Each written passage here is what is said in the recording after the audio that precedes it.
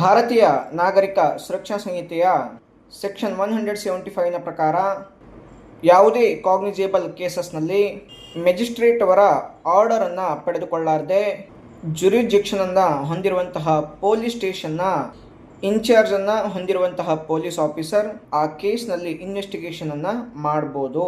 ಆ ಒಂದು ಸ್ಟೇಷನ್ನ ಲಿಮಿಟ್ನಲ್ಲಿ ಎನ್ಕ್ವೈರಿ ಮಾಡುವಂತಹ ಪವರನ್ನು ಆ ಪೊಲೀಸ್ ಆಫೀಸರ್ ಹೊಂದಿರ್ತಾನೆ. ಅಫೆನ್ಸ್ನ ನೇಚರ್ ಮತ್ತು ಗ್ರಾವಿಟಿಯನ್ನು ಕನ್ಸಿಡರ್ ಮಾಡಿ SP ಅವರು DSP ಅವರಿಗೆ ಆ ಕೇಸಲ್ಲಿ ಇನ್ವೆಸ್ಟಿಗೇಷನ್ ಮಾಡೋದಕ್ಕೆ ಅವಶ್ಯಕತೆ ಇದೆ ಅಂತೇಳಿ ಅವರು ಕೇಳ್ಕೊಳ್ಬೋದು. ಈ ಒಂದು ಸೆಕ್ಷನ್ನ ಪ್ರಕಾರ ಕಂಪ್ಲೇನೆಂಟ್ ನೇರವಾಗಿ ಮೆಜಿಸ್ಟ್ರೇಟ್ ಅವರಿಗೆ ಕಂಪ್ಲೇಂಟ್ ಕೊಟ್ಟಾಗ ವಿತ್ ಅಫಿಡವಿಟ್ ಕಂಪ್ಲೇಂಟನ್ನು ಕೊಟ್ಟಾಗ ಅವರಿಗೆ ಸರಿ ಅನಿಸಿದ್ರೆ ಸಂಬಂಧಪಟ್ಟಂತಹ ಪೊಲೀಸ್ ಆಫೀಸರ್ಗೆ ಆ ಒಂದು ಕೇಸ್ನಲ್ಲಿ ಇನ್ವೆಸ್ಟಿಗೇಷನ್ ಮಾಡೋದಕ್ಕೆ ಆರ್ಡರನ್ನು ಮಾಡ್ತಾರೆ.